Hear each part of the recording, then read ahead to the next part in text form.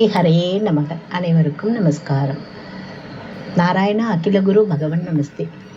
ஸ்ரீ ஆண்டாள் நாச்சியார் அருளிச் செய்த திருப்பாவையில் 3வது பாசுரத்தை பற்றி சற்று பார்ப்போம்.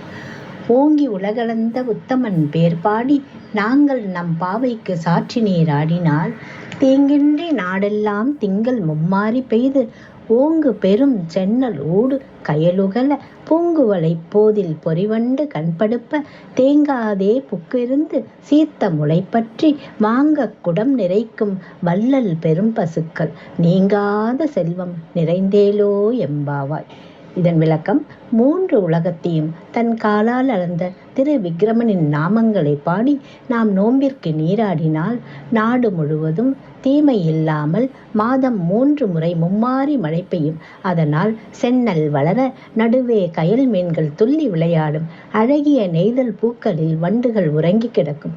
அத்தகைய செழிப்பில் பெரிய பசுக்கள் வள்ளலை போல குடம் குடமாக பால் நிறைக்கின்றன. ஓங்கி உலகளந்த உத்தமனின் பெயரை சொல்லி பாடி நீராடி நோன்பிருந்து இத்தகைய செல்வங்களை எந்த நாளும் விட்டு நீங்காமல் நிறைவோம் என்று ஆண்டாள் மங்களாசாசனம் செய்கிறாள். சிறுமியரே, நம் பரந்தாமன் வாமன அவதாரத்தில் 3 அடிகளால் விண்ணையும் மண்ணையும் அளந்து தன்னுடையதாக்கிக் கொண்ட உத்தமன்.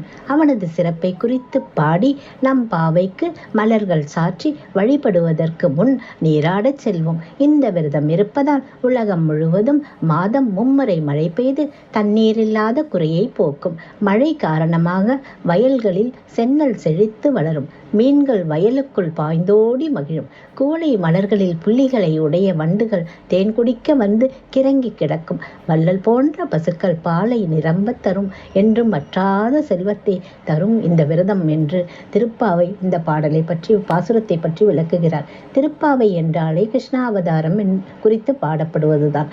அதிலே முதல் 10, அடுத்த 10, அதற்கடுத்த 10 என 3 பிரிவாக்கி அதற்குள் ஒரு பாடலில் வாமன அவதாரத்தை பாடுகிறார் ஆண்டாள். திருமாலின் பாதம் பட்டால் மோட்சம் நிச்சயம். அதனால் அதை உத்தம அவதாரம் என்று போற்றுகிறார். பகவானை வணங்கி